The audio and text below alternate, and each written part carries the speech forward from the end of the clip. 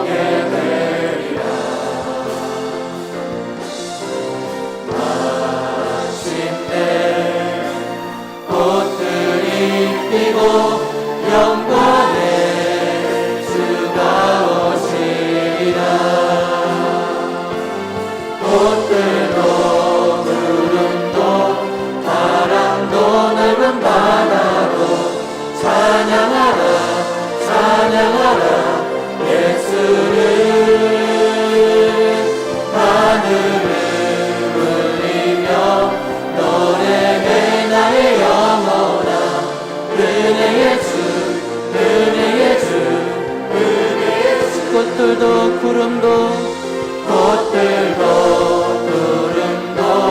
바람도 넓은 바다도 찬양하라 찬양하라 예수를 하늘을 울리며 노래해 나의 영혼아 은혜의 주 은혜의 주 은혜의 주. 우리 함께 기도하시겠습니다. 주님, 이곳에 주의 식민심이 흘러넘치게 없어서 받으실 말씀을 위해서 채우신 사사 목숨을 위해서 함께 기도하시겠습니다.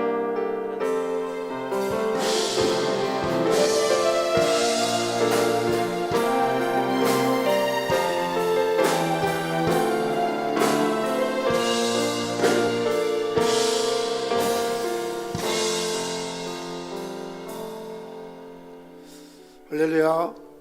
오늘 이 자리에 함께 하신 여러분들 예수님의 이름으로 환영하며 사랑하고 축복합니다.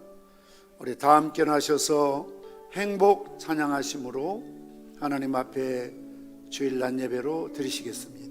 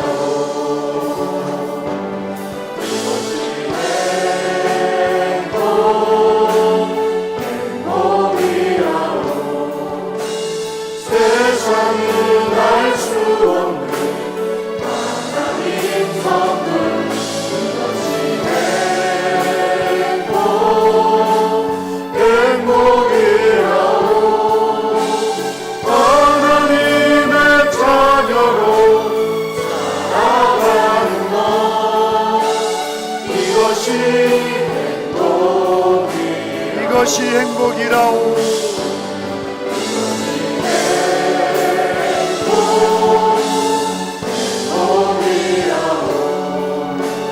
세상은 알 수 없는 하나님 선물 그것이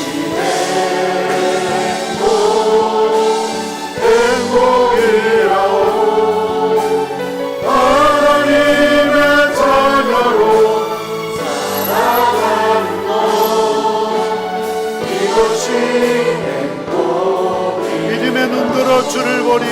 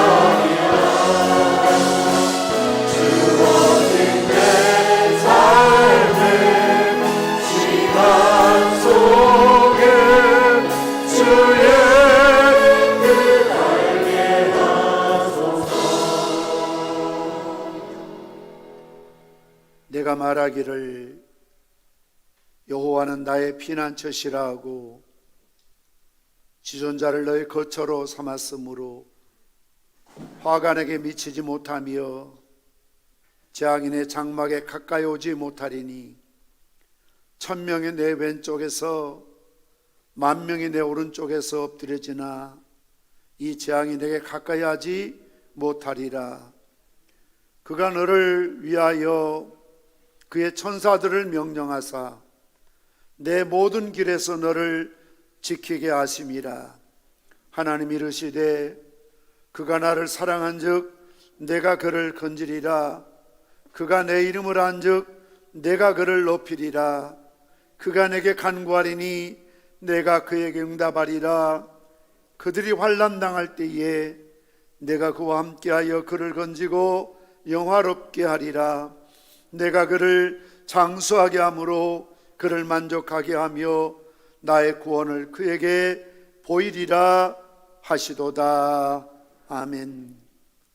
우리의 발걸음을 지키시며 생명의 길로 인도해 주시는 아버지 하나님, 지난 한 주간도 암탉이 그 날개 아래 평화를 품듯이 우리를 주님의 날개 아래 품어주셨다가 거룩한 성일 주님 전에 나와 예배드리게 하심을 진심으로 감사합니다.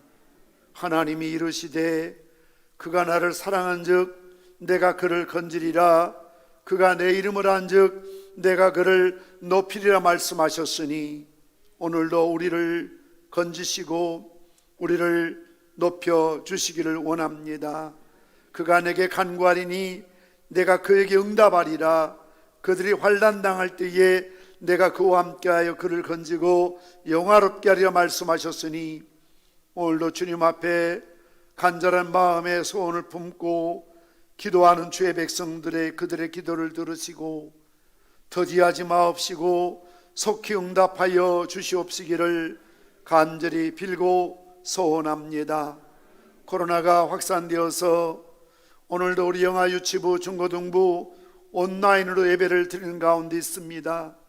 자비로우신 아버지 하나님, 화가 저들의 가정에, 전염병이 저들의 장막에 가까이 미치지 못하도록 하나님께서 천사들을 명령하셔서 모든 길에서 저들을 지키시고 강건케 하여 주시기를 소원합니다.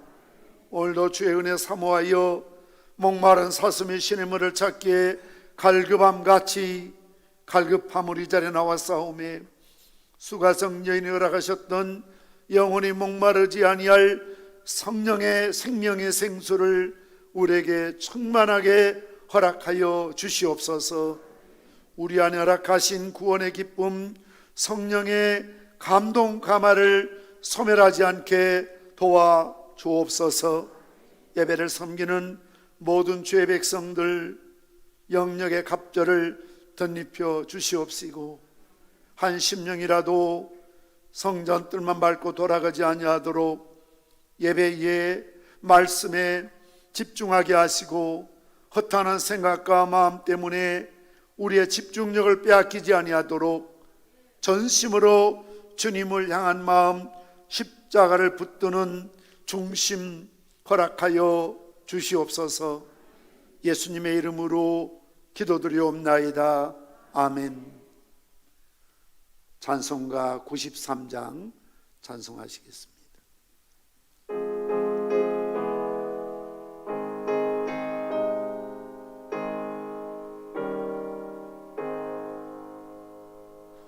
예수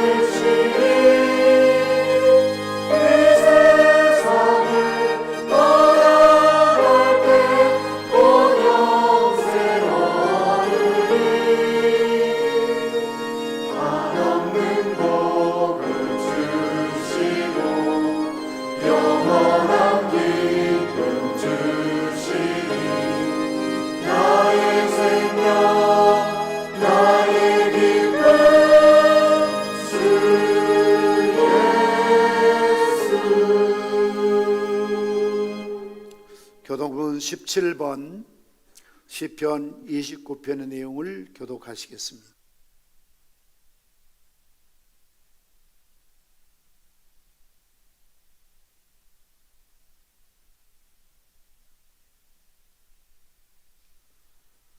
교독문 17번 교독하십니다. 너희 권능 있는 자들아, 영광과 능력을 여호와께 돌릴지어다.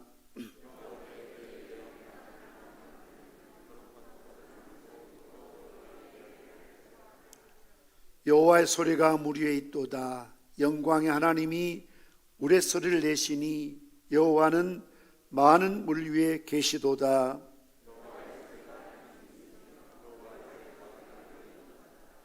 여호와의 소리가 백향목을 꺾으시며 여호와께서 레바논 백향목을 꺾어 부수시도다.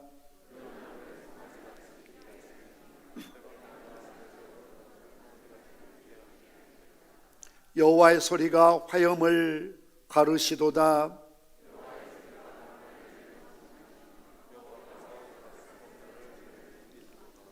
여호와의 소리가 암사슴을 낙태하게 하시고 살림을 맑게 벗기시니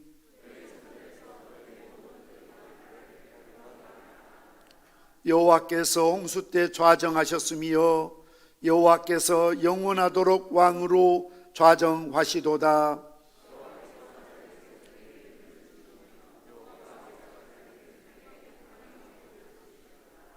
아멘. 사도신경으로 신앙 고백하시겠습니다. 전능하사 천지를 만드신 하나님 아버지를 내가 믿사오며 그 외아들 우리 주 예수 그리스도를 믿사오니 이는 성령으로 잉태하사 동정녀 마리아에게 나시고 본디오 빌라도의 고난을 받으사 십자가에 못 박혀 죽으시고 장사한 지 사흘 만에 죽은 자 가운데서 다시 살아나시며 하늘에 오르사 전능하신 하나님 편한 자 계시다가 저로서 산자와 죽은 자를 심판하러 오시리라. 성령을 믿사오며 거룩한 공회와 성도가 서로 교통하는 것과 죄를 사하여 주시는 것과 몸이 다시 사는 것과 영원히 사는 것을 믿사옵나이다. 아멘. 자리에 앉으시겠습니다. 하나님 말씀 시편 1편 1절에서 6절 말씀까지를 봉독해 드립니다.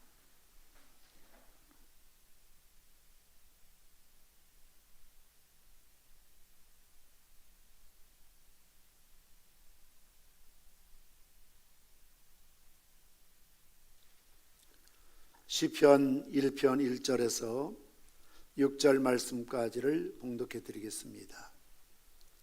복 있는 사람은 악인들의 꾀를 따르지 아니하며 죄인들의 길에 서지 아니하며 오만한 자들의 자리에 앉지 아니하고 오직 여호와 율법을 즐거워하여 그의 율법을 주야로 묵상하는도다. 그는 시냇가에 심은 나무가 철을 따라 열매를 맺으며 그 잎사귀가 마르지 아니함 같으니 그가 하는 모든 일이 다 형통하리로다. 악인들은 그렇지 아니하며 오직 바람에 나는 겨와 같도다. 그러므로 악인들은 심판을 견디지 못하며 죄인들이 의인들의 모임에 들지 못하리로다. 무릇 의인들의 길은 여호와께서 인정하시나 악인들의 길은 망하리로다. 아멘. 미국 독립선언서에는 인간의 기본적인 권리가 명시되어 있습니다. 첫째는 생존의 권리요, 둘째는 자유를 누리고 살 권리이며 셋째는 행복을 추구하며 살 권리입니다.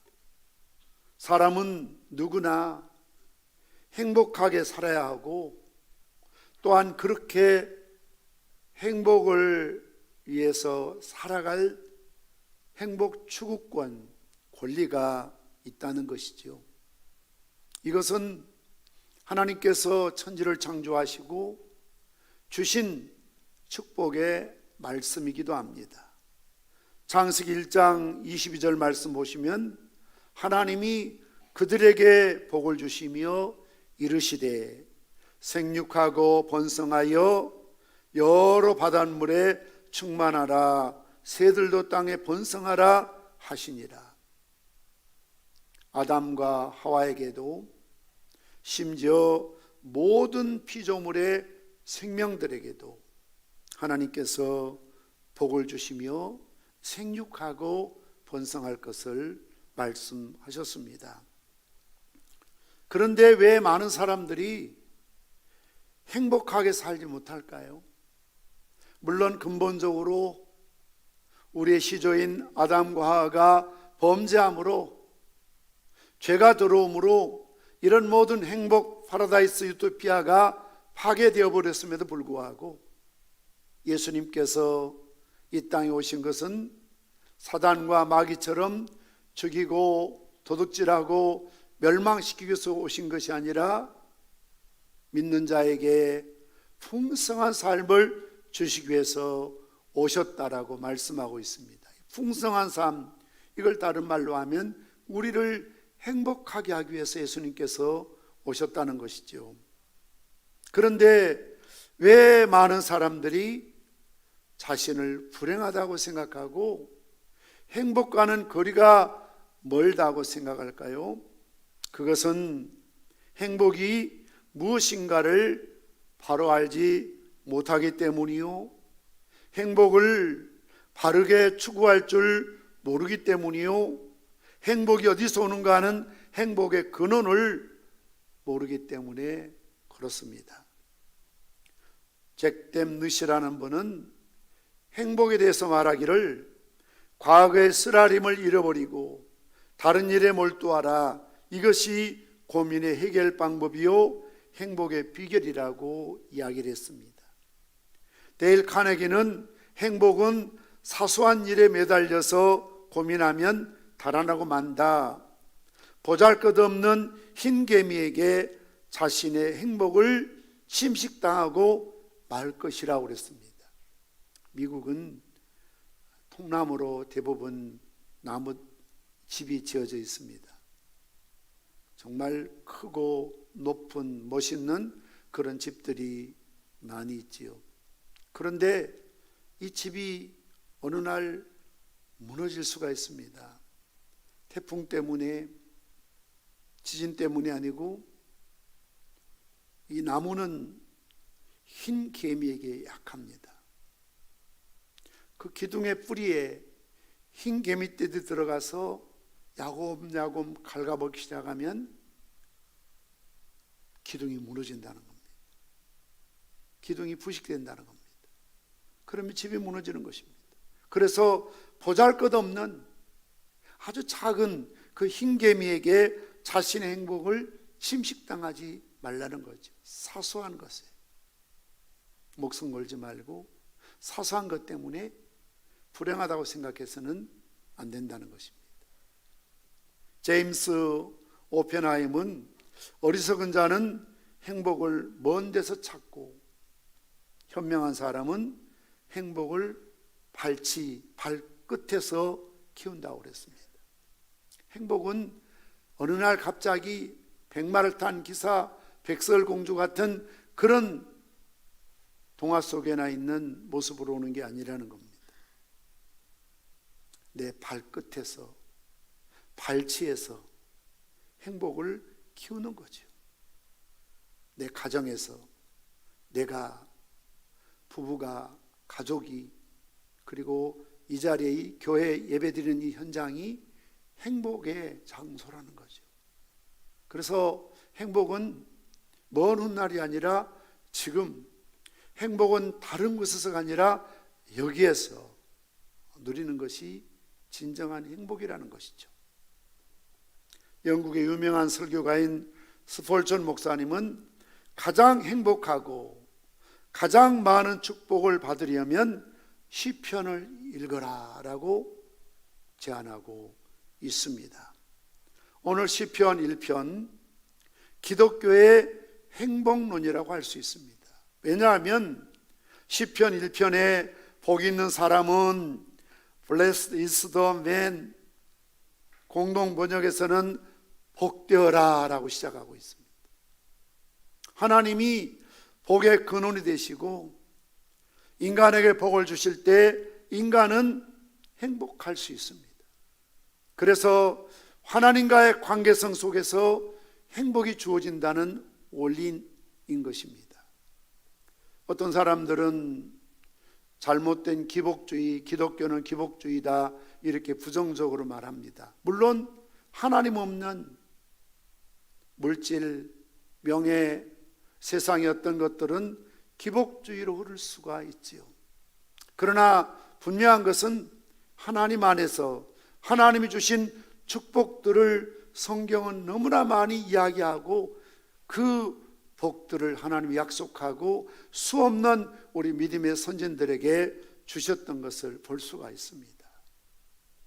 재물과 장수와 무병의 일차적인 육신의 복으로부터 명예와 평안과 사랑과 신뢰 등 정신적인 복들, 나아가서 영생과 천국의 복락 등의 절대적인 축복에 이르기까지 인간 모두는 각자의 위치에서 하나님 주신 축복을 받아 누리며 만끽할 수가 있고 또 이러한 행복을 추구할 그런 권리가 우리에게 있다는 것이죠. 이것이 뭡니까? 하나님의 자녀된 권세이기도 하지요. 우리가 그토록 복을 원하지만 행복하기를 고대하지만 이러한 복을 얻지 못한 것은 그 복이 무엇인지를 모르거나 또 복을 얻기 위해서 노력하지 않고 꿈만 꾸고 있다면 한낱 꿈에 불과할 수밖에 없습니다. 오늘 시편 전체의 서시인 본문을 보면 복 있는 사람으로서의 조건으로 복 있는 자의 행실, 행함을 규정하고 있습니다. 우리가 성경을 통독해 가면서 여러분들이 지금 시편 거의 중반절을 읽고 계시지 않습니까? 그래서 좀 이렇게 약속처럼 여러분들이 우리가 읽고 있는 성경 통독의 그런 속도의 또 내용에 따라서 말씀을 전하려고 시편 1편을 붙들고 굉장히 몸부림을 쳤습니다. 왜냐하면 사실 너무나 뻔한 설교일 수 있기 때문에 그렇습니다. 아, 그 말 역시 그 말이었구나. 목회자로서 늘 설교가 부담스럽습니다만 제일 힘든 그런 설교는 소위 절기설교이지요. 다음 주일에는 우리가 어린이 주일, 그 다음 어버이 주일 이렇게 절기지 않습니까? 거기에 맞춰서 늘 해마다 같은 절기를 맞이하면서 메시지를 전하다 보면 애화라든가 내용이라든가 본문이라든가 이게 중복될 수밖에 없어요. 해 아래 새 것이 없다고 하는 것처럼 물론 똑같은 말씀, 똑같은 내용으로 설교를 듣고 봤습니다만 그러나 항상 또 설교를 준비하는 사람들 입장에서는 부담스러울 수밖에 없습니다. 시편 1편 여러분 다 외우시고 귀가 따갑게 들으시고 다 아는 내용들입니다. 그러나 이 시편 1편은 시편 1편에서부터 150편까지의 서시, 서론에 해당되는 것입니다. 가장 먼저 복 있는 조건이 무엇인가에 대해서 분명히 말씀하고 있습니다. 어려운 게 아닙니다. 새삼스러운 내용이 결코 아닌 것이지요. 하나님께서는 모세를 통해서 십계명을 주실 때 사람이 지켜야 될 마땅한 도리를 10가지로 말씀하셨지요. 물론 십계명의 주제는 사랑입니다. 첫 번째 돌파는 어떻게 하나님을 사랑할 것인가 1계명부터 4계명까지죠. 두 번째 돌파는 이웃사랑에 대한 계명이 들어있습니다.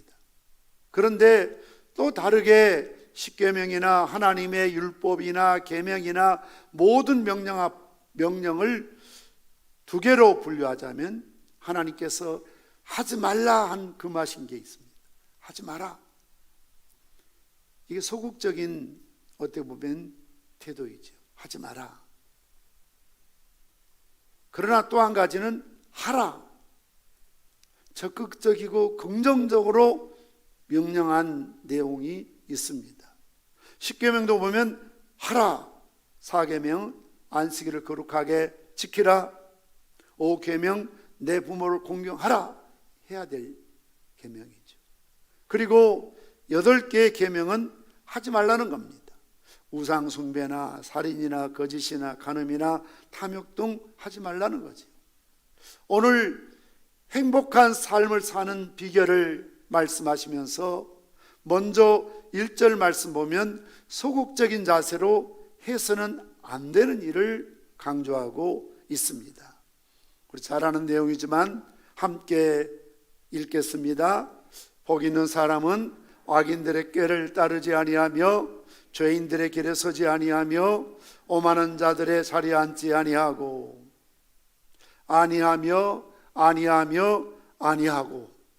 하지 말라는 겁니다. 첫째는 악인들의 꾀를 따르지 마라고 그랬습니다.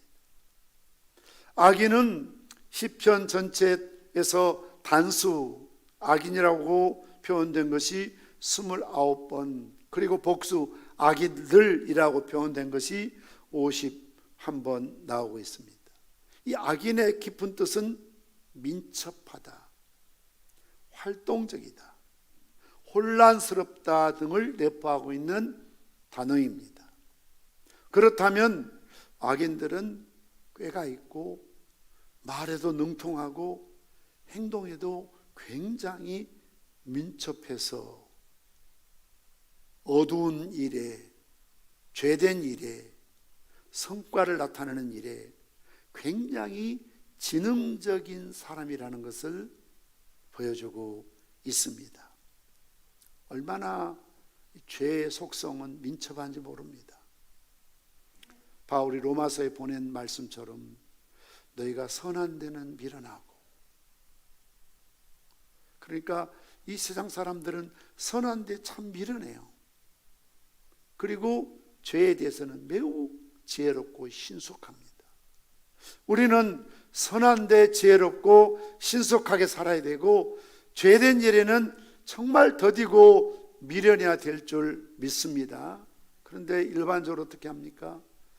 주를 위해서 봉사하고 헌신하고 충성한 일에는 굉장히 더뎌요. 머뭇거려요. 무디기만 합니다. 자꾸 미루고 핑계하고 나중에 차차 기회 있으면 하지 자꾸 미뤄요. 그러나 참 죄를 짓는 일에는 얼마나 신속한지 몰라요. 얼마나 민첩한지 몰라요. 그리고 중요한 것은 얼마나 논리적인지 몰라요. 누구라도 들으면 그럴 수밖에 없었다, 설득당할 수밖에 없습니다.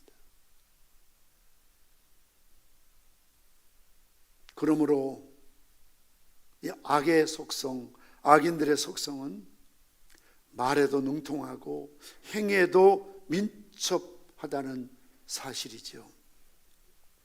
이 꾀라는 것은, 악인들의 꾀, 이 꾀는 충고하다, 상담하다는 동사에서 나온 말로 저들의 온갖 악한 음모, 계략 등을 가지고 성도들을 충고하고 상담한다는 의미를 가지고 있습니다. 이 꾀라는 것은 악인의 악한 계획, 사람을 해롭게 하는 음모 등을 말하지요. 그렇게 바리새인들, 사두개인들, 서기관들, 헤롯당원들, 우리나라 국회처럼 모이면 서로 싸우고 헐뜯고 한 번도 만장일치된 적이 없었거든요. 늘 서로 교리 때문에, 신학 때문에, 국가관 때문에, 국가의 독립 문제 때문에 서로 싸웠습니다. 그런데요, 예수님을 십자가에 죽이기로 결의하는 데는 일사불란하게, 그것도 민첩하고 신속하게 처리해버리잖아요. 원래 밤에 모이면 안 되거든요. 그들이 밤에 다 모였다는 거죠. 요즘으로 말하면 밤에 성수가 되었다는 거죠. 그리고 뭐 의논할 필요도 없이 우리 예수 지키기로 결의하자 만장일치로 반대한 사람 아무도 반대 없었어. 다 찬성이요. 그래서 결의해버리잖아요. 세상 일도 그렇습니다. 좋은 일, 선한 일은 왜 그렇게 더디고 또 더디는지. 그러나 죄 짓는 일, 나쁜 일은 하룻밤 자고 나면 그냥 다 민첩하게 죄를 다 지어요. 끝장내버려요. 악으로 구성되는 독특한 생활 원칙과 치밀한 계획이 있습니다. 마치 신천지처럼 처음 신천지에 들어오면 아주 그들이 말하는 기초적인 교리를 가르치죠. 주로 교회에 대한 부정적인 이야기를 많이 합니다. 교회가 부를 축적한다. 어느 교회에 목사가 뭐 세습했다. 또는 뭐 차를 어떤 걸 타고 다닌다. 뭐 돈을 함부로 쓴다. 뭐 여자 문제가 복잡하다. 이런 걸 그들이 다 스크랩해 가지고 그냥 교회에 대한 부정적인 안 좋은 이미지를 막 심기 시작하죠. 토양 작업이라고 하죠. 그 다음 단계 지나면 이제 그들의 기본적인 비유 이런 교리들을 이야기하죠. 그리고 심화 단계라고 하죠.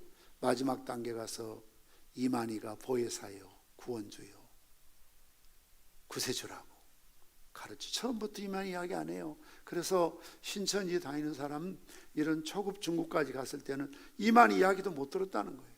그러나 이제 마지막 고급 단계 가면 가르쳐. 얼마나 그들이 이런 논리적으로 치밀한지 몰라요. 얼마나 성경을 그렇게 자기들 마음대로 꿰 맞추는지 몰라요. 그러니까 거기에 빠지고 속아 넘어가고 집을 떠나고 학교를 그만두고 직장을 그만두고 그 세계에 들어가서 빠져 사는 거죠. 그만큼 치밀합니다. 논리적입니다. 공산주의가 그러지 않습니까? 얼마나 치밀하게 쇠뇌를 시킵니까? 우상화시킵니까? 예를 들자면 소위 보이스피싱이라는 게 있잖아요. 얼마나 그들이 치밀한지 몰라요. 계획적인지 몰라요. 여러분의 신상 파악을 다 하고 있어요. 여러분의 아들, 딸 이름을 알아요. 참 신기하죠. 그래서 어느 날 여러분 집으로 전화 옵니다. 당신 아들 누구를 부르면서 지금 우리가 붙잡고 있는데 돈 600만 원 송금만 하면 목숨 위험할 수 있다. 그런데 정말 꼭 우리 아들 목소리처럼 저쪽에서 소위 매를 맞아서 그냥 고함 지르는 아빠 살려줘, 엄마 살려줘 하면 아들처럼 딸처럼 들린다니까요. 핸드폰이 고장 났는데 문자로 보낸다고, 돈이 급하니까 몇십만 원 이 계좌로 송금해 달라고 그렇다니까요. 심지어 오늘날 저는 제 메일에 왔는데요, 늘 제가 평상시에 보내는 그 메일 그 아이디 이름으로 왔어요. 김모모로 딱 왔어요. 처음에 모르고 깜짝 모르고 열어봤죠. 보니까 그 클릭하면 안 되는 거예요. 회에서 온 겁니다. 얼마나 치밀한지 모릅니다. 저도 한번 속을 뻔했습니다.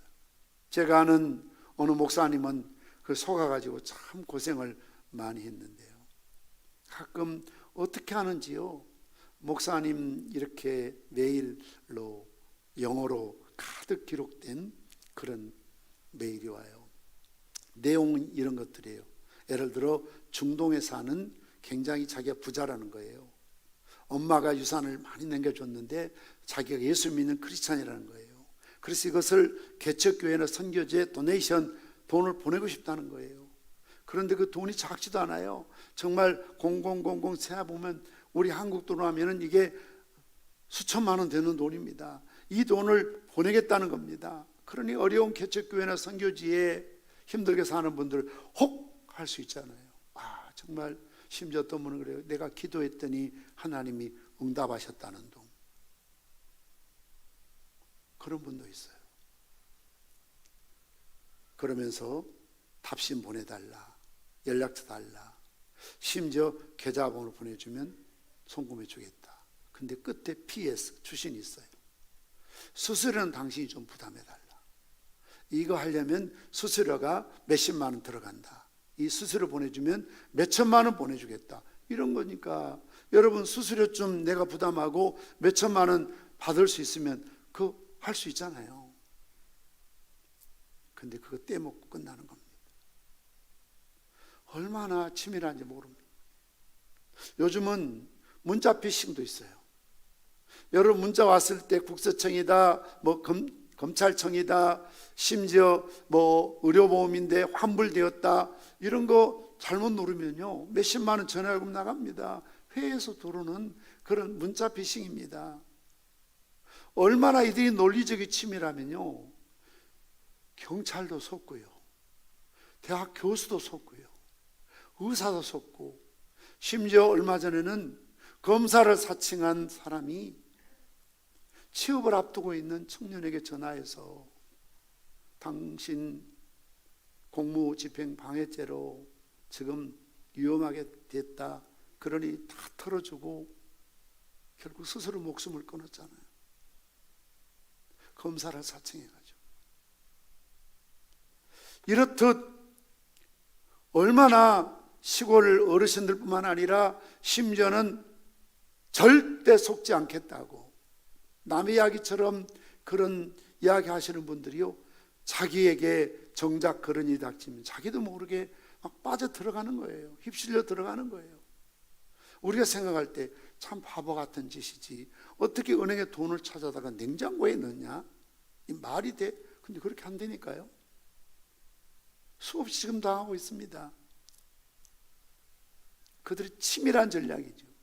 마치 악인들이 그렇게 치밀하게 논리적으로 민첩하게 설득력 있게 우리에게 접근한다는 것이죠.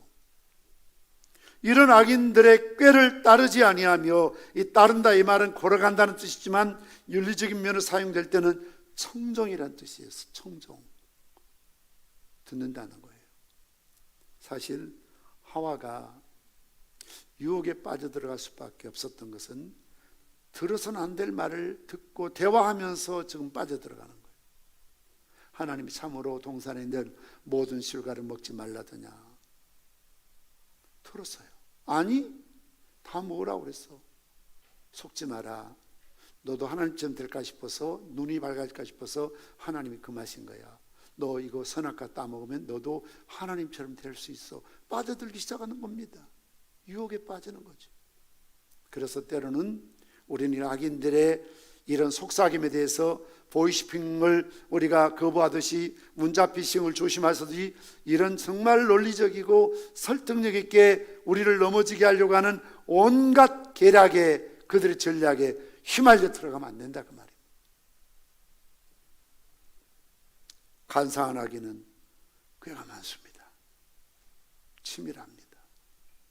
그들의 언어와 행위가 매우 민첩합니다. 순식간에 빠져들어갈 수밖에 없다는 것이죠. 두 번째로, 죄인들의 길에 서지 마라. 죄인들이란 히브리 말에서 보통 세 가지 경우를 쓰고 있습니다. 첫째는 반역자라는 뜻입니다. 반역이란 말은 의에 대한 반역 또는 불순종을 의미합니다. 두 번째는 불법자라는 의미입니다. 이 말의 본뜻은 구부러지다, 법에 어긋난다, 그 원입니다. 세 번째는 여러분 가장 많이 들으셨던 건데, 표대에 어긋난 자, 목표에 어긋난 자, 하말티아, 마치 화살을 쏘았는데 관역이 있는데 표적에 미치지 못하거나 때로는 지나가 버리는 것, 이걸 하말티아, 죄라고 말합니다.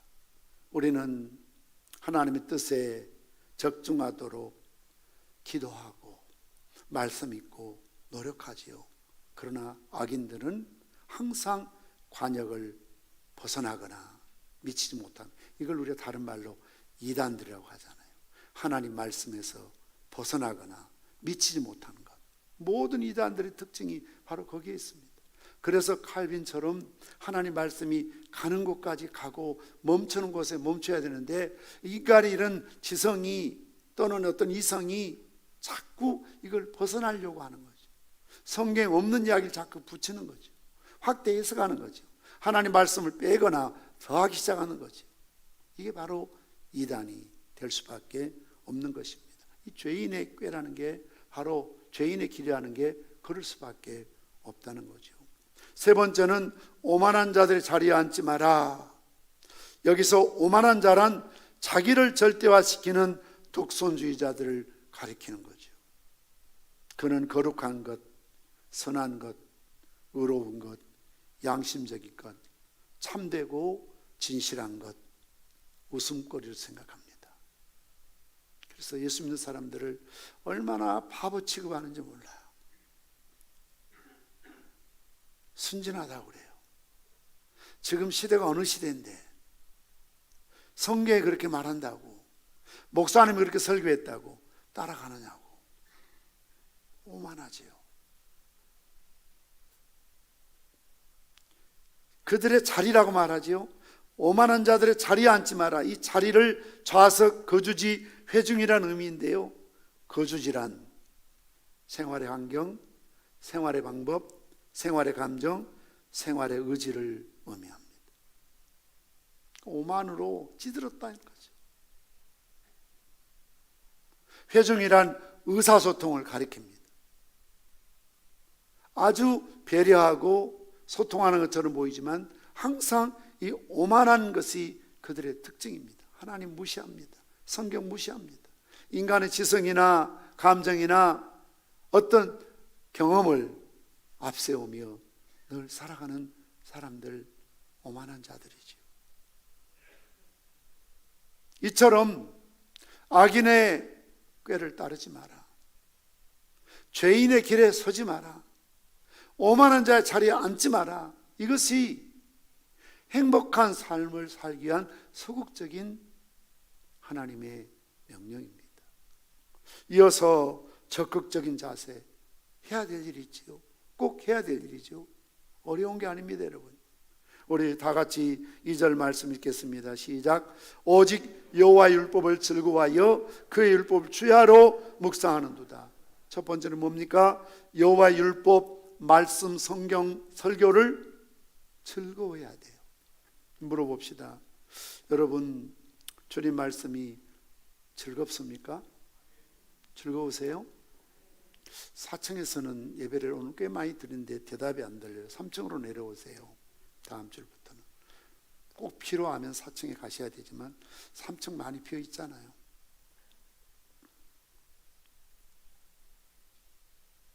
설교가 즐겁습니까? 참 어떤 때는 늘 그런 유혹에 빠지죠. 정말 어떤 목사님들은 실력이 있어서 교인들을 울리기도 하고 웃기도 하고, 근데 나는 유머를 해도 교인들은 설교처럼 들으니까 목사님 유머하지 마세요 그래요. 웃긴다고 이야기하지만 여러분 안 웃잖아요. 집에 가서 웃잖아요. 아, 그런 뜻이었구나. 그러니까 그냥 고마 그대로 하래요.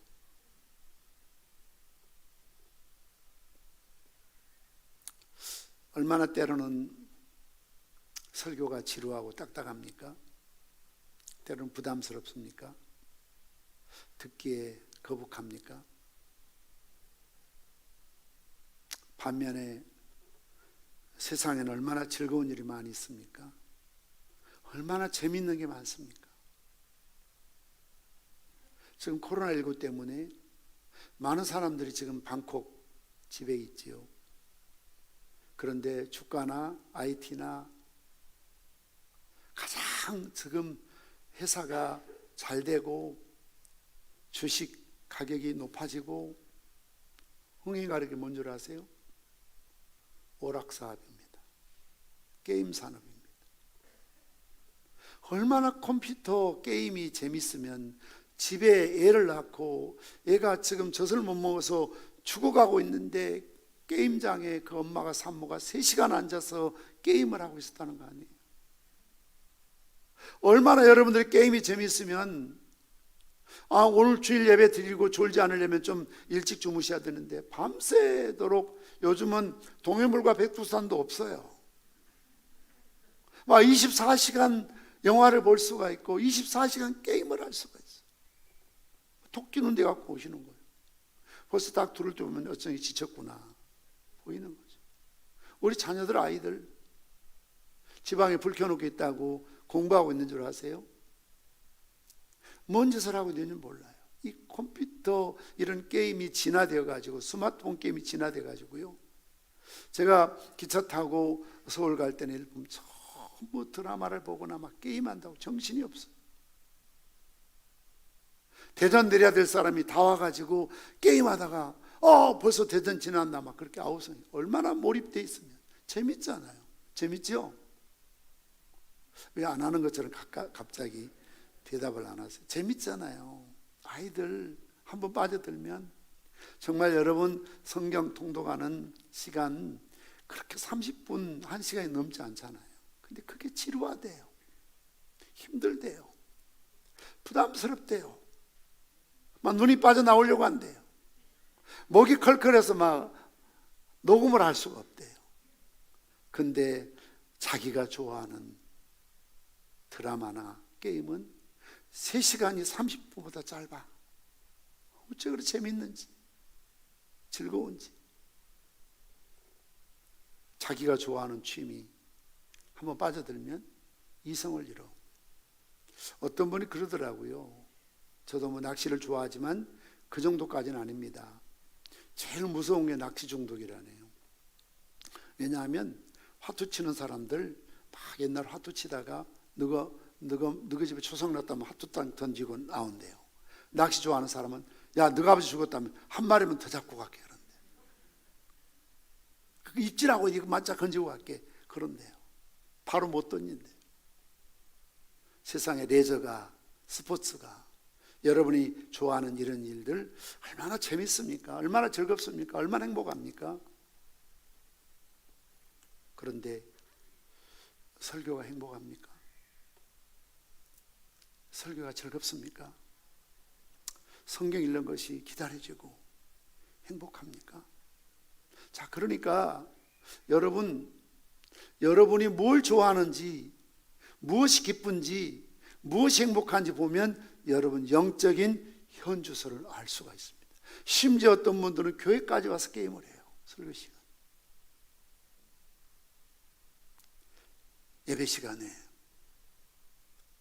핸드폰 꺼내고 자기 하고 싶은 일이에요. 제가 미국에 있는 딸하고 어느 날 통화하다가 제가 그런 이야기 했어요. 뭐 요즘 중고등부 예배 시간에 애들 그냥 찬양도 잘 안 부르고 참 깝깝할 때가 있고, 어른들도 참 교회 와서 저 뒷구석에 앉아서 스마트폰 꺼내갖고 막 그냥 예배 시간에, 설교 시간 여기 다 보이거든요. 그러고 있으면 참 설교하다 마음 상해하니까 기쁨이 그래. 아빠, 너무 그런데 민감하게 반응하지 마세요. 요즘 젊은 사람들 다 핸드폰 꺼내서 거기다 설교 요약할 수 있어요. 아, 그렇구나. 게임하는 게 아니고 설교 요약하고 있구나. 할렐루야. 성경 본문 찾고 있구나. 할렐루야. 그러면서 자기 이야기를 해요. 어떤 속으로 무슨 교회에서 모임이 있는데 회의할 때 자기가 서기래요. 그래서 핸드폰 꺼내가지고 회의할 때 거기다 다 적었대요. 그런데 그 회의의 리더인 장로님이 참 그걸 못마땅히 생각하더래요. 회의 시간에 왜 저 사람이 저렇게 핸드폰 꺼내고 뭐 하고 있지? 근데 다 끝나고 서기니까 그 자리에서 회의 딱 요약해서 발표하고 핸드폰으로 이야기하니까 그 장로님 깜짝 놀라면서 그러면 회의 시간에 핸드폰 꺼내서 딴 일 하지 않고 딴짓 하지 않고 회의 기록하고 있었네요. 난 그걸 모르고 참 좀 마음이 섭섭했다고. 그러면서 아빠 더러 핸드폰 꺼내가지고 아빠 설교 다 요약하고 있는 사람이 있으니까 그걸 들여다보지도 않고 게임한다고 뭘 하지 말라고. 그래서 알았다고. 이제 좀 생각을 좀 바꾸겠다고. 그렇다고 다음 주부터 다 또 스마트폰 꺼내가지고 뭐 하시면서 뭐라 하면 요약하고 있어요, 요약하고 있어요. 그러지 마시고요. 뭐 말하기가 참 겁나요. 왜냐하면 이런 말을 하면 부부싸움하는 집안도 있거든요. 신랑이 늘 예배 시간에 핸드폰 꺼내갖고 있는데 이제 다음 주일 또 꺼내면 나 설교 요약해. 사실 요약하지 않으면서도 목사님 요약할 수 있다고 봐준다고 그랬잖아. 그래서 부부 싸움할 수가 있어요. 그래서 예배시 계속 쳐다볼 수 없잖아요. 확인할 수 없잖아요. 제가 드릴 말씀은 말씀에 대한 우리의 반응이죠. 설교에 대한 반응이죠. 성령 통독에 대한 셀 모임이나 훈련에 대한 말씀을 가르침에 대한 나의 태도와 반응이 즐거운가? 정말 송이꿀처럼 다 단가?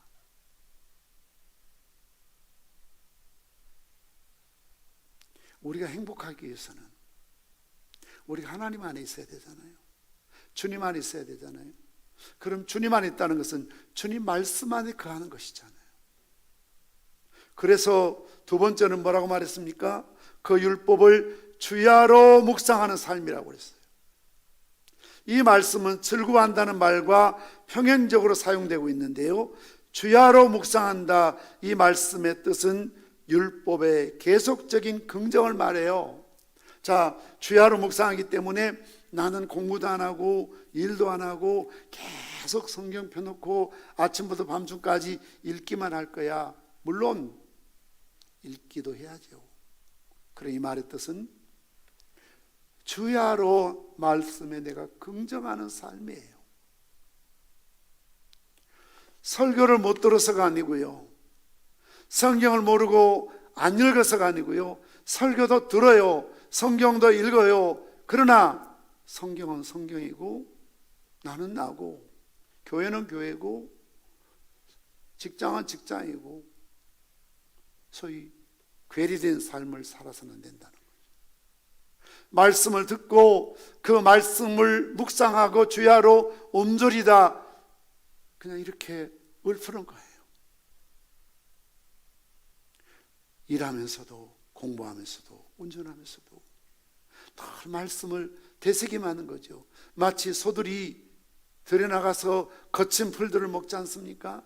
그리고 앉아서 계속 되새김하죠. 이게 묵상이에요. 되새김하고 되새김해서 1번 방에서 2번 방으로, 2번 방에서 3번 방으로 계속 거친 풀을 그걸 부드럽게 해서 앉아서 곱씹고 움절이면서 말씀을 내 살이 되도록, 내 피가 되도록, 내 삶이 되도록, 내 언어가 되도록, 내 의지가 되도록, 손발이 되도록 살아가는 것을 주야로 묵상한다는 것입니다. 계속적인 긍정입니다. 낮에만 교회에서만이 아니라 직장에서도, 교회에서만이 아니라 가정에서도, 집에서도. 그러니까 제발 어느 교회 목사님처럼 사모님이 여보 우리 강대상 올라가서 살아요, 그러면 안 돼요. 당신 강대상에서는 그렇게 천사처럼 사랑스러워 보이는데 왜 당신 집에만 들어오면 그냥 그렇게 조폭처럼 성질 부리고 막 눈살 찌푸리고 말 함부로 하고 거칠게. 차라리 우리 강대상 올라가서 살자. 혹시 여러분 자녀들이 엄마 우리 교회 가서만 살아요, 엄마 교회에서는 천사편인데 집에만 들어오면 왜 이렇게 탁 그냥 교회 갔다 오자마자 얼굴색이 싹 변해가지고. 여러분들 좀 팁을 드리자면요, 절대 교회 갔다 와서 집에 가서 잔소리하지 마세요. 집에 들어가면서부터, 아파트 문 열면서부터 신발 정리가 안 됐다는 둥, 옷을 막 벗어났다는 둥, 정리정돈이 안 됐다는 둥, 뭐 냉장고를 열어서 다 뭐 퍼먹어 버렸다는 둥, 이런 말 하면 안 돼요. 다른 데 갔다 와서 그럴지라도 우리 엄마는 교회 갔다 오면 여전히 천사표야, 그래야 돼요. 우리 엄마는 교회 갔다 오면 무서워. 교회 가서는 여러 사람 앞에서는 미소 짓고 웃고, 찬양대 서서는 정말 천사가 내려온 것처럼 찬양하다가 가운만 벗으면, 집에만 들어오면 우리 엄마는 악마 같아, 이런 말 들으면 안 돼요. 왜요? 주야로 묵상한다는 게 그런 뜻이니까요. 낮이나 밤이나 교회에서나 가정이나 학교에서나 직장에서도 여전히 말씀이 소위 생활화됐다는 거죠. 이게 주야로 묵상이에요. 그러므로 습관적으로 항상 하나님 말씀을 명상함을 뜻합니다. 매일 시간을 잡아서 성경에 읽는 것을 의미합니다.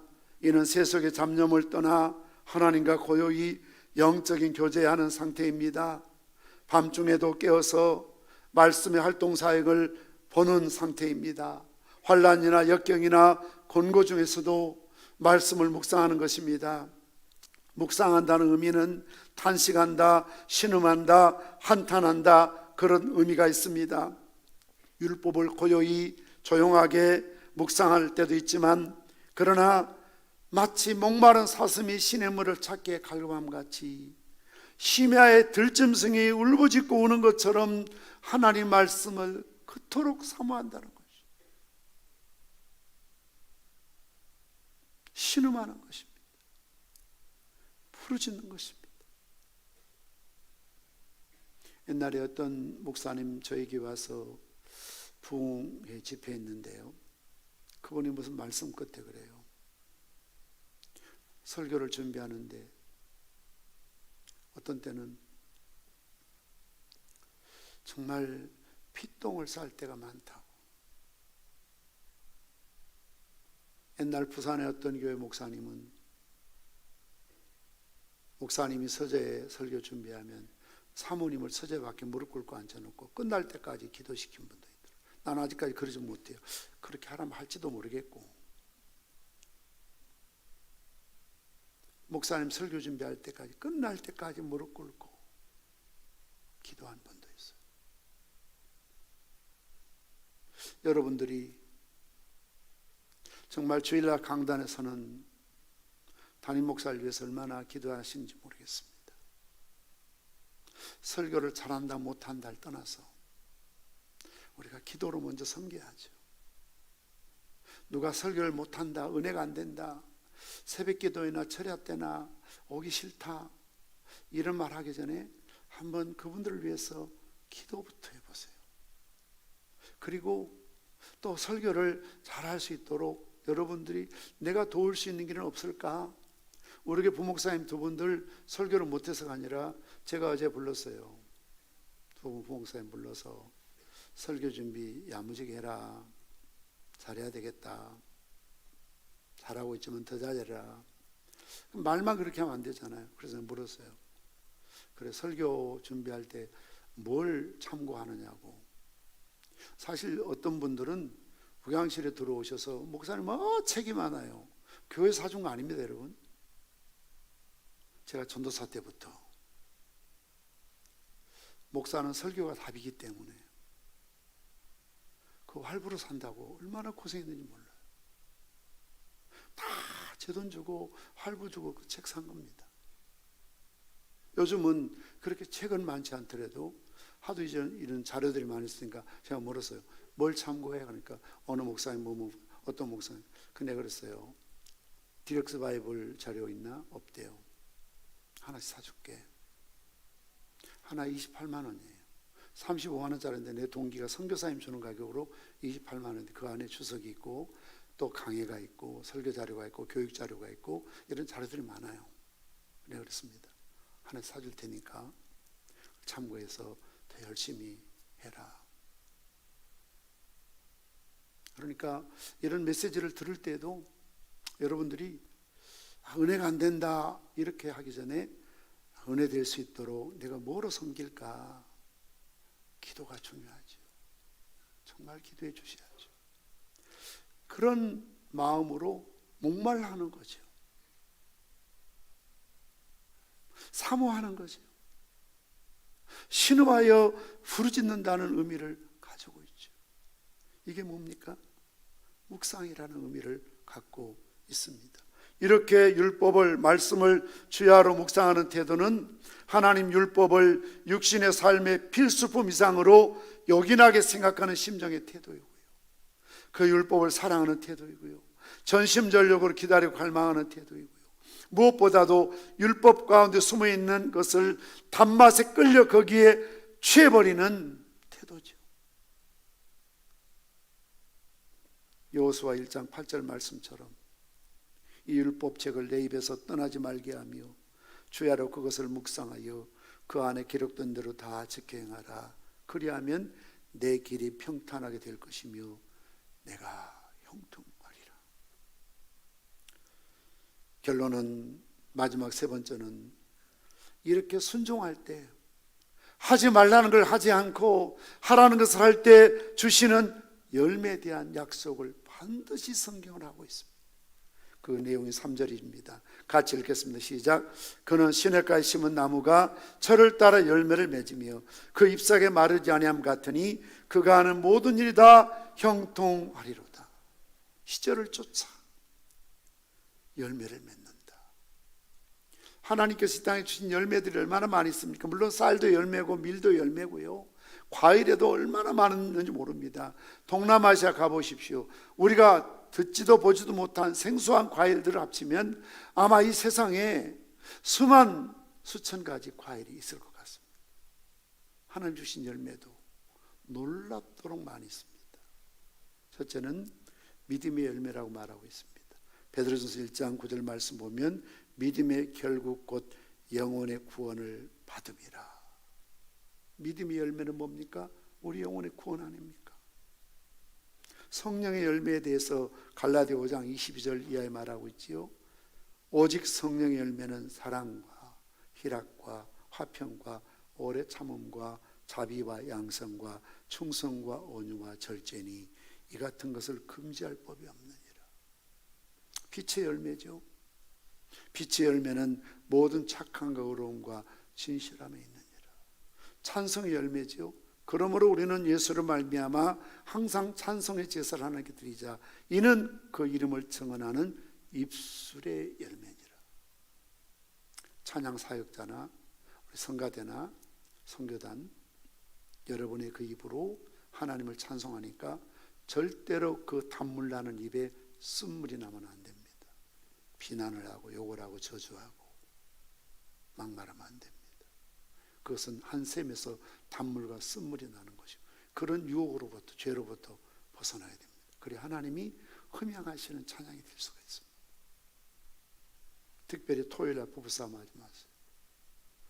여러분들 할 수 있으면 주일날 예배자들, 섬기는 자들 얼마나 사단이 집요하게 토요일날 꼭 부부싸움하게 하고 마음 상하게 하고 여러분의 영성을, 여러분의 헌신을 자꾸 깨트리려고 하죠. 조심해야 됩니다. 물질의 열매도 있죠. 바울은 빌립보 교회에 이렇게 말합니다. 내가 선물을 구함이 아니요 오직 너희에게 유익하도록 풍성한 열매를 구함이라. 내게 있는 모든 것이 그것도 풍부한지라 에바브로 편에 너희가 준 것을 받음으로 내가 풍족하니 이는 받으실 만한 향기로운 제물이요 하나님을 기쁘시게 하는 것이라. 너희에게 유익하도록 풍성한 열매가 뭐겠습니까?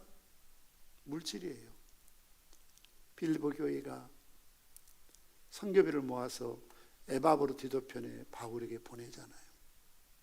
이것을 받아든 바울이 향기로운 제물이라고 칭찬하면서 하나님께서 너에게 풍성한 열매, 무엇을 심든지 심는 대로 거두거든. 콩 심은 데 콩 나고 팥 심은 데 팥 나거든. 우리 몸을 드리면 건강의 복을 주시고 우리 물질의 복 드리면 물질의 복을 주시거든. 지난주일 우리 캄보디아 시에님 부는 신학교 건축을 위해서 여러분들이 정말 눈물겹게 헌금을 드렸습니다. 맨 처음에 어느 권사님이 남편이 암 진단 받은 보상비 치료비 중에 1,000만 원을 헌금으로 드렸어요. 또 어느 집사님이 돌아가시면서 유언으로 내 전세금 선교비 드려라. 그래서 그 딸이 500만 원을 전세금을, 사실 전세금 500만 원이 얼마나 가난한 삶입니까? 그게 전부니까요. 그걸 드렸어요. 이 일에 참 감동을 받으신 분들이, 특히 카이로스 다녀오신 분들 중심으로 100만 원 드린 분들이 많이 계시고요. 어떤 분은 집에 있는 금을 갖고 오셨어요. 어제 그걸 우리가 헌금하기 위해서 금방에 갔는데 닷돈이래요. 약 130만 원 어치의 가치죠. 1000달러를 준비해서 드리고, 또 어떤 한 분은 이렇게 남편과 이런 또 헌금 문제에 대해서 믿음의 눈높이를 맞춰야 되는데, 당신은 좀 많이 드리고 싶은데 아마 남편이 그런 생각이 없었던 모양이에요. 그래서 얼마 하니까 5만 원, 또 일하다 얼마 하니까 5만 원, 또 며칠 전 얼마 하니까 5만 원. 그래서 미치겠더래요. 그대로 드리고, 새벽기도 와도 기도가 안 되고, 잠을 자도 잠이 안 오고, 남편은 나 죽을 것 같다고, 미칠 것 같다고. 그리고 남편이 100만 원을 어렵게 사시는데 찾아서 교회 헌금을 가져오셨더라고요. 우리가 얼마나 지금 힘든 시대를 삽니까? 사업도 어렵고 가게도 안 되고 한 치 앞을 볼 수 없는 불확실한 시대. 다 선교지 후원도 끊겨 있고 지금 엉망입니다, 여러분. 깨진 독에 물 붓는 시기입니다. 이럴 때에 지난주로 김재호 총장님도 가지도 못하고 이 일은 해야 되는데 교회들이 어려우니까 도와달라고 말도 못하고, 그러다가 이제 저희 교회 왔는데 처음 오실 때는 우리가 한 1,500만 원씩 2,000만 원 했는데 2,500만 해드렸잖아요. 지난주일 어제까지 보니까 약 한 4,500만 원 정도 선교원금이, 목적원금이 들어왔어요. 오늘 당회 때 이제 운운할 일이 있습니다만, 그래서 우리가 드렸더니 어제 대구 하양교회 김영구 목사님 전화 왔어요. 친구처럼 지내요. 학교는 대선배죠. 강 목사 대단하다. 지금 김재호 총장이 입이 귀에 걸렸다. 그래서 이번 주일 하양교회 선교 보고 설교하기 오기로 했다. 부산 새누리 김정호 목사님 그 GMS 사장했죠. 문자로 왔어요. 평산교회 감동입니다. 이 어려운 코로나 시대에 하던 것도 다 끊기고 못하는데 참 대단합니다. 사람들한테 칭찬받는 게 아니라 저는 그랬어요. 우리 주님 얼마나 기뻐하실 일인가. 그래서 저도 바울처럼 기도하죠. 하나님, 풍성한 대로 하늘의 것으로 땅의 것으로 당대와 후손으로 신령한 것과 물질의 열매들로 하나님 100배로 1000배로 10,000배로 꼭 갚아주세요. 반드시 아름다운 열매들로 하나님이 채워주실 줄 믿습니다. 영생에 이르는 열매도 있지요. 거두는 이가 이 미싹도 받고 영생에 이르는 열매를 모으나니. 기업 상속의 열매가 있습니다. 그때 임금이 그 오른편에 있는 자들에게 이르시되 내 아버지께 복받을 자들이여 나와 장차 장세로부터 너희를 위하여 예비된 나라를 상속받으라. 의인은 하나님 말씀을 묵상하고 들려진 말씀에 따라 순종하는 삶을 살지만, 악인은 말씀을 듣지 못하는 것이 아니라 그 말씀대로 살아가려고 하지 않습니다. 그렇습니다. 하나님의 음성을 알아듣고 그분께 순종하는 것이 생명입니다. 이것은 우리 개인뿐만 아니라 우리 가정과 우리 교회 모든 사람들에게 적용되는 것입니다. 교회 안에 크리스찬은 둘로 나눌 수가 있습니다. 하나님 말씀을 묵상하는 사람과 그렇지 않는 사람, 의인과 악인, 복 있는 삶과 망하는 삶이죠. 하나님은 그때도 말씀하셨고 지금도 말씀하시죠. 물론 하나님의 말씀은 하나님 방법대로 하나님 패턴이라고 말해요. 다 각양 다르게 다른 믿음의 수준과 열매와 상황에 따라서 하나님이 여러 가지로 말씀하시죠. 우리 성도들 앞으로 나오시고요. 예를 들자면 야구 경기를 여러분 좋아하시고 보시나요? 저는 뭐 야구를 그렇게 좋아하는 건 아니지만 가끔 한 번씩 봅니다. 제 아들 우일이가 참 야구를 굉장히 좋아하더라고요. 그런데요, 동네 야구 말고요, 아마추어 말고요, 프로야구 여러분 보십시오. 수억, 수십억의 연봉을 받는 선수들이라고 그래서 지 맘대로 경기하는 줄 아세요? 천만의 말씀이에요. 감독의 사인대로, 코치의 지시대로 움직입니다. 그래서 코치나 감독이요, 자꾸 이렇게 사인을 보내요. 모자를 잡기도 하고, 귀를 만지기도 하고, 혁뒤를 치기도 하고, 가슴을 치기도 하고. 왜냐하면 상대방도 저걸 보거든요. 예를 들어 모자 만지면 번트 하라는 거. 근데 이렇게 하면 다 아니까요, 모자 만졌다가 어깨 쳤다가 막 이렇게 오만 난리를 지기죠. 우리는 모르지만, 심지어 상대방도 모르지만 나가 있는 타자 시선은 감독과 코치가 있어요. 번트하라는구나, 치라는구나, 멈추라는구나, 뛰라는구나, 공을 어떻게 던지라는구나. 단 한 번도 자기식으로 해서는 안 됩니다. 그럼 프로가 아닙니다. 왜요? 현장에 있으면 자기 눈에 안 보이는 게 있거든요. 여러분 장기 둘 때 가끔 운수하잖아요. 여러분 바둑판에 앉으면 안 보고, 장기판에 앉으면 안 보인다니까요. 일할 때 저 멀리서 보는 사람이 정확히 봐요. 일하는 사람은 그거밖에 안 보여요. 경기도 그래요. 하나님이 우리 감독이시잖아요. 우리가 경주자잖아요. 어떻게 해야 되죠? 하나님의 사인대로 해야 돼요. 때리라면 때리고, 멈춰라면 멈추고, 가라면 가고. 그게 프로 선수들이에요. 우리는 프로입니다. 프로. 그리스도의 군사의 경기자의 프로들입니다. 아마추어가 아닙니다. 새신자가 아니에요. 하나님 말씀대로 순종해야 나도 살고 너도 살아요. 만약 야구 선수가 아무리 잘해도 잘못 감독의 지시를 안 받으면 자기만 망하는 게 아니라 팀 전체에 게임에 질 수밖에 없어. 그래서 항상 선수들의 시선은 코치에게 가 있습니다. 부족하지만 저를 평산교회 감독으로 하나님 세우셨잖아요. 그래서 감리교에서는 감독이라고 불러요. 코치잖아요.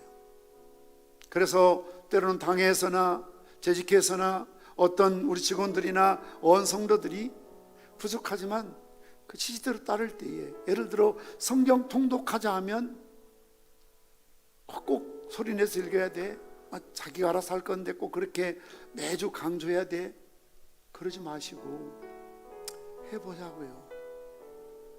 전들 여러분 고생시키고 싶어 그러겠어요? 힘들게 하고 싶어 그러겠어요? 우리 조혜련 집사님 간증하고 우리에게 주어진 미션 가운데 하나잖아요. 성경을 통독하자. 많은 분들이 성경 통독하면서 엉엉 소리내서 우신대잖아요. 그런 은혜가 우리에게 필요하잖아요. 그런 순종이 필요하지 않겠습니까? 이래도 적자 인생, 저래도 적자 인생. 정말 하나님 말씀대로 한번 살아보자고요. 한번 살아보고 하나님이 어떻게 역사하시는지 한번 그 간증의 주인공이 우리도 돼보자고요. 우리 마음속에 열정이 있었으면 좋겠습니다. 하나님 음성을 듣고 싶습니다. 정말 하나님 말씀이 나에게 송이꿀처럼 달았으면 좋겠습니다. 설교가 지루하지 않고 성경 읽는 것이 부담스럽거나 힘들지 않았으면 좋겠습니다. 주님, 그 시간이 기다려지고 정말 행복한 시간이고 기쁜 시간이었으면 좋겠습니다. 주님, 그리고 주님, 성경 읽고 설교를 들었다면 그 시간 지나면 망각하는 것이 아니라 주야로 가정에서도 직장에서도 그 설교를 되풀이 할 수 있는 그런 열정이 우리에게 있었으면 좋겠습니다. 왜냐하면 제가 집사 때 그랬어요. 직장 가면 목사님 설교를 적지도 않았지만 녹음도 하지 않았지만 다 되풀이 하니까 깜짝 놀라는 거예요. 아니, 당신 천재라고, 영재라고. 아니라고. 태도죠, 마음과 자세죠. 그래서 여러분들이 주일날 설교를 여러분 직장에 가서 예수 믿는 사람들에게, 다른 교인들에게 다시 되풀이 수없이 하는 게 뭡니까? 주야로 묵상하는 모습이죠.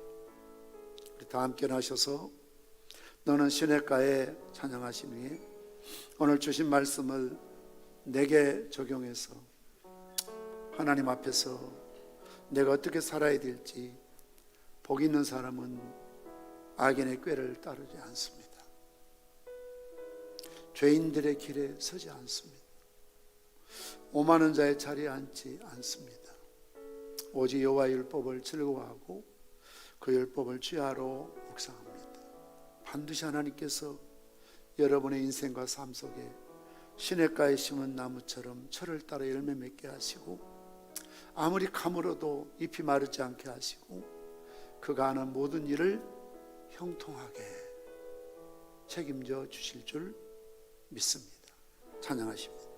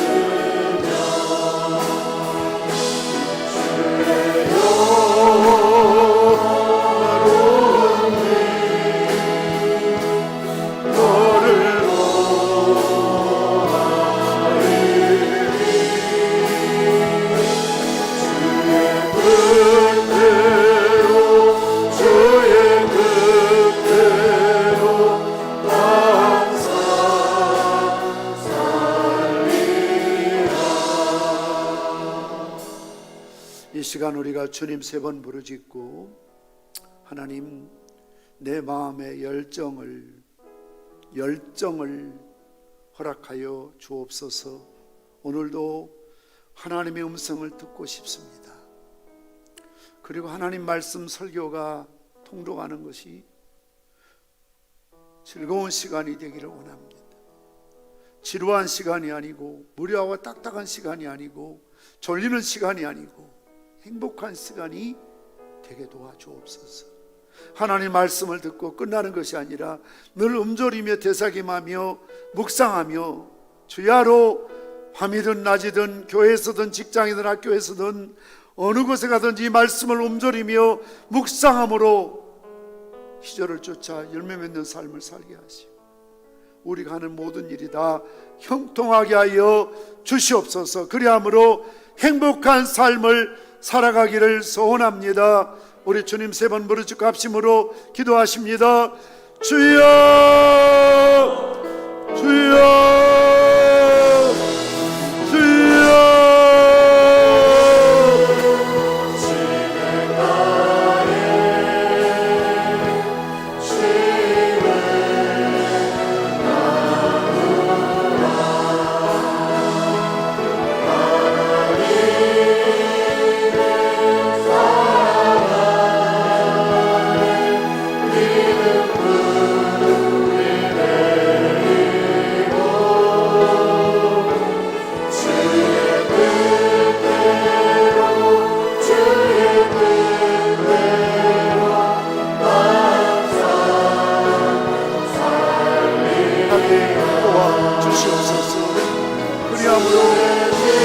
행복자가 되기를 원합니다. 복 있는 사람들이 되기를 원합니다. 악인의 길을 따르지 않게 하시고 죄인들의 길에 서지 않게 하시고 오만한 자의 자리에 앉지 않게 하시고 오직 여호와 율법을 즐거워하기를 원합니다. 재미있게 하시고 행복하게 하시고 기다려지게 하시고 기도하게 하시고 주의 하루 묵상함으로 하나님 말씀을 놀라운 허락하여 주시옵소서. 그런 은총을 베풀어 주시옵소서. 아버지 보시고 역사하여 주시옵소서. 성령으로 충만하여 주시옵소서.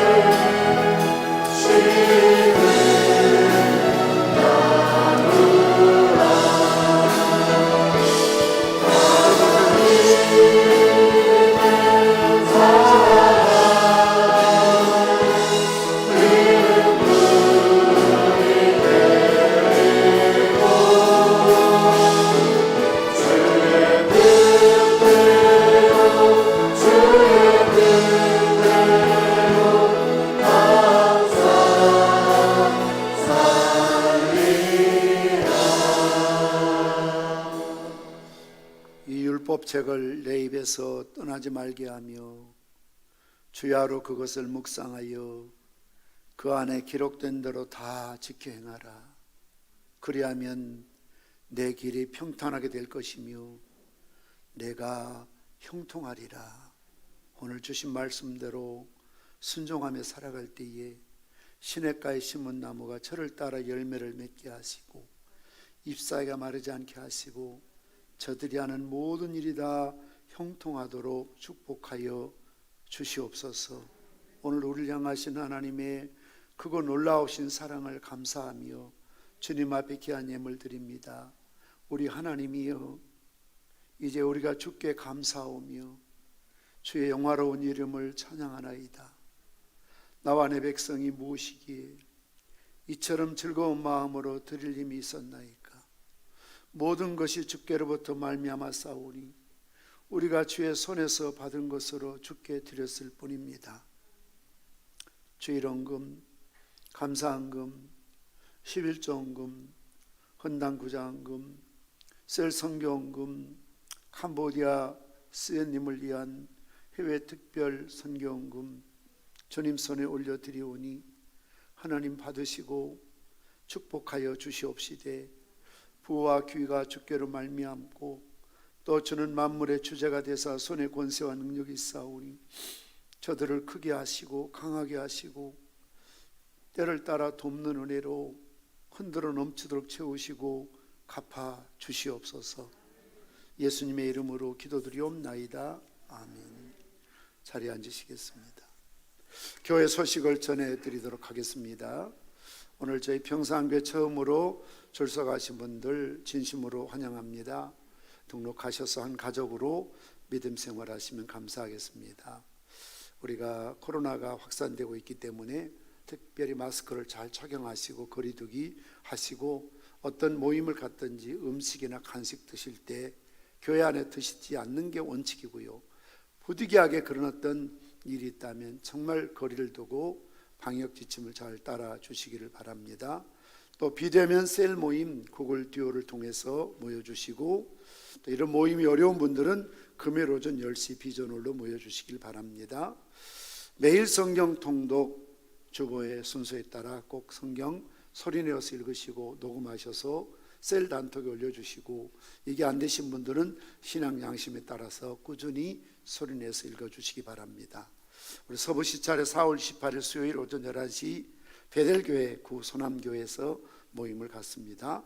결혼식이 예고되어 있습니다. 우리 이창우 집사님, 서득이 권사님 자녀 윤지양과 주영강군 결혼식이 이번 주 토요일 12시에 양산 일루와 에둥홀에서 있습니다. 교회에서 11시에 출발하도록 하겠습니다. 위에서 기도하시고 참여해 주시기를 바랍니다. 또 개업예배 이희경 집사님 5월 6일 목요일이 있습니다. 4월 CMS 선교원에 감사를 드리고 명단은 주보를 참고해 주십시오.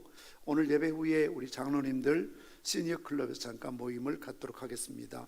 5월 행사 및 예배위원 또 담당하신 기도나 특송 잘 참고해 주셔서 방역 지침 잘 준수하시고 섬겨 주시기를 바랍니다. 세 가족을 소개하는 시간을 갖도록 하겠습니다. 홍경숙 성도님 직분이 표시되지 않았습니다. 저는 팔자에 계시고요. 우리 거제 호산나 교회 다니시다 오셨습니다. 우리 김경학 원사님 섬겨 주십시오.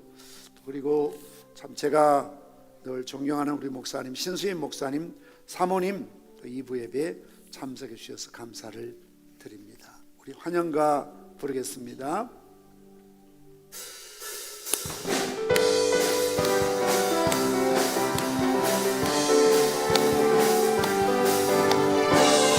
축복합니다. 주님의 이름으로 환영합니다. 주님의 사랑으로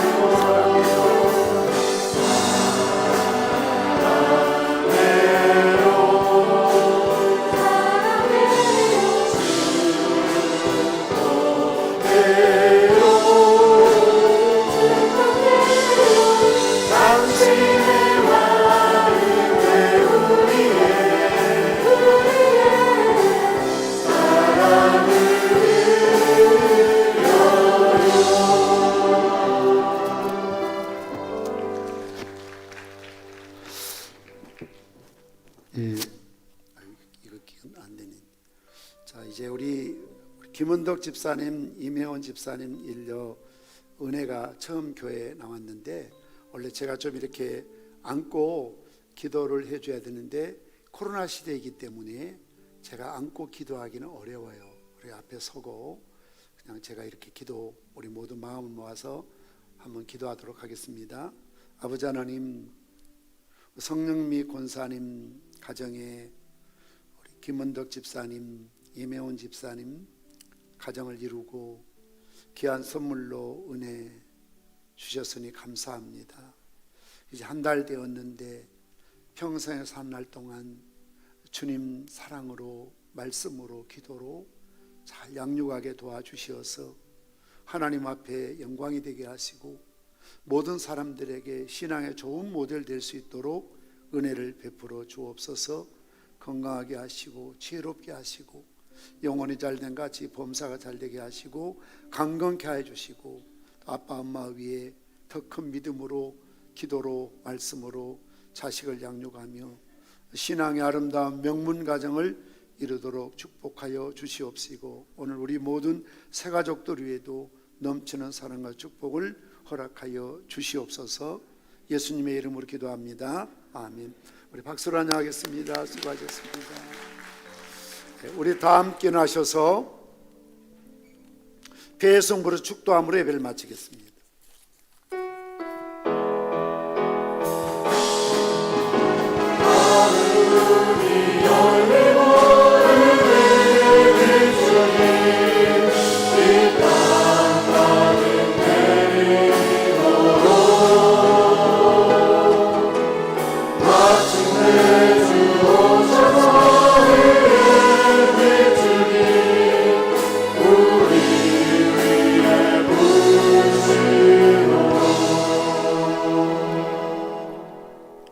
알파와 오메가가 되시며 만복의 근원 되신 우리 주 예수 그리스도의 은혜와 어제나 오늘이나 일양 미쁘신 신실하신 아버지 하나님의 사랑하심과 성령님의 감동 감화 이로 축복 교통하심이 오늘도 행복한 삶을 살길 다짐하는 주의 백성들을 위해 이제로부터 영원 무궁토록 항상 함께 있을지어다.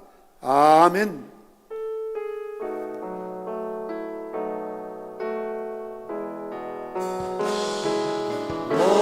모든 신의